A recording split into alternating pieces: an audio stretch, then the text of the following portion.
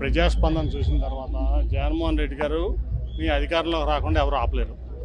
So ఎవరైనా కుట్రలు చేసినా ఇవాళ జగన్మోహన్ రెడ్డి గారు ఇంతకంటే ముందు ఇంత ముందు కంటే కూడా ఎక్కువ సీట్లతో మళ్ళీ ప్రభుత్వాన్ని ఫామ్ చేయబోతున్నారు. దాంట్లో ఎటువంటి సందేహం లేదు. కాబట్టి ఇటువంటి కుట్రలు, ఇటువంటి కుటీల రాజకీయాలు ఇవన్నీ కూడా ఆపితే మంచిదని చెప్పి నేను అందరికీ, ఎవరైతే ప్రతిపక్షాలు ఉన్నారో వాళ్ళందరికీ కూడా నేను మనవి చేస్తాను. ఫస్ట్ పోలీస్ ఇన్వెస్టిగేషన్ ఇమీడియట్ జరగాలి.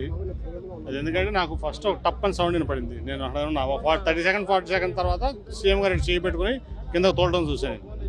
నేను ఇంకా ఇదైంది అనుకుంటే ఈలోపు దెబ్బ వెళ్ళి పక్కనే వెల్లంపల్లి గారికి కూడా కంటికి చాలా తీవ్రమైన గాయం అయింది. ఇవాళ ఇది చాలా తీవ్రమైన పరిణామం, మామూలు పరిణామం అట్లాగే ఉంది కదా. ఇప్పుడు నేను అనుకుంటే ఏంటంటే, ఇప్పుడు వివేకానంద స్కూల్ ఉంది పక్కన, టార్గెటెడ్గా చేయకపోతే అది జరగదు. అది కంపల్సరీ ఏదో కుట్ర ఉంది దీంట్లో. లోకేష్ 600 మందిని హైర్ చేసుకుని ఒక 4 ఏళ్ళ నుంచి ఇదే పనిలో ఉన్నాడు. సోషల్ మీడియాలోనే బతుకుతున్నాడు అతను. కాబట్టి అతను సోషల్ మీడియాలో ఇటువంటి పనులు చేపిస్తాడు, ఎవరి మీద చేపిస్తాను అలవాటు పడిపోయాడు. సో ఇటువంటి దుష్ప్రచారాలు ఇటువంటివన్నీ చేయడం అతనికి అలవాటు అయిపోయింది లోకేష్ అనే వ్యక్తికి. ఇది ఖచ్చితంగా కూడా ఇమీడియట్గా చాలా తీవ్రంగా పరిణమించి మేము ఇక్కడే కాదు, ఢిల్లీలో కూడా ఎలక్షన్ కమిషన్ మేము దాన్ని రిప్రజెంట్ చేస్తాం. ఆయన ప్రజాదరణ, జగన్మోహన్ రెడ్డి గారి ప్రజాదరణ వాళ్ళు ఎవరు కూడా తట్టుకోలేకపోతున్నారు. ఎస్పెషల్లీ విజయవాడలో తట్టుకోలేక ఈ ఓర్వలేక చేసినటువంటి పని ఇది.